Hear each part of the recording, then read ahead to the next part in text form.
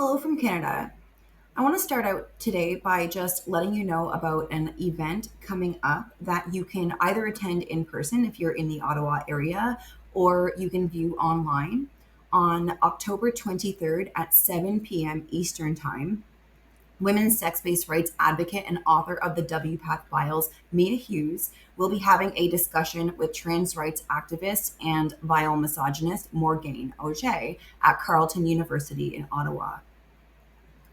The discussion will be moderated by journalist Jonathan Kay, and the topic will be gender identity, evidence, and impacts. This should be an interesting discussion to watch. The last time Auger faced off against a knowledgeable women's advocate, Dr. Linda Blade, he made an absolute fool of himself. I really can't see it going any differently this time. Mia Hughes has a wealth of knowledge with respect to gender identity ideology, and Auger typically brings nothing to a discussion but feelings, opinions, and accusations of the other side being mean. Auger actually attempted to preemptively censor Mia by stating that she should review her remarks beforehand with the Human Rights Code in mind. Wilfrid Laurier has made it clear that Mia should not be expected to do so in a good faith discussion. The discussion will be broadcast live on Wilfrid Laurier's YouTube channel, and there is a link for in person registration for those who would like to attend in person. In other news, the Famous Five are honored each year in Canada by the Famous Five Foundation. For those who do not know, the Famous Five were Emily Murphy, Nellie McClung, Henrietta Muir Edwards, Louise McKinney, and Irene Parlby. They fought nearly a century ago to ensure that women would be recognized as persons in both Canadian and British law. The foundation gives awards to five inspiring Canadian women every year. This year, however, they will be giving awards to four inspiring women and one despicable man, Faye Johnstone. Johnstone, who embodies the polar opposite of what the Famous Five stood for by working to silence women who disagree with him, will be honored today in Ottawa.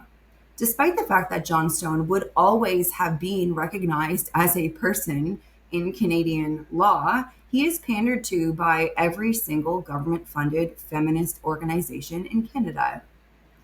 WDI Canada was alerted to this by WDI Alberta. The awards were presented by Linda Lapointe, chair of the Liberal Women's Caucus. Both WDI Canada and WDI Alberta wrote letters urging Linda to reconsider her support for Johnstone in light of his calls for violence against women he is unable to silence. In other news, women's advocate Bryony Dixon has filed a complaint with the British Columbia Human Rights Tribunal against the Board of Education School District Number 68, which serves Nanaimo and other areas near Vancouver Island.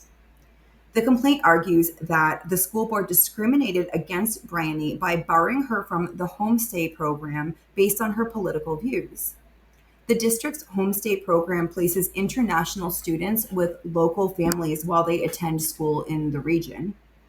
Bryony successfully hosted a student in the 2023-2024 school year, but when another student asked to stay with her, her application to continue in the program went unanswered. A Freedom of Information request revealed internal emails in which district officials referenced her political activities as the reason for rejecting her participation. Bryony is being assisted with the case by the Justice Center for Constitutional Freedoms, and she had this to say.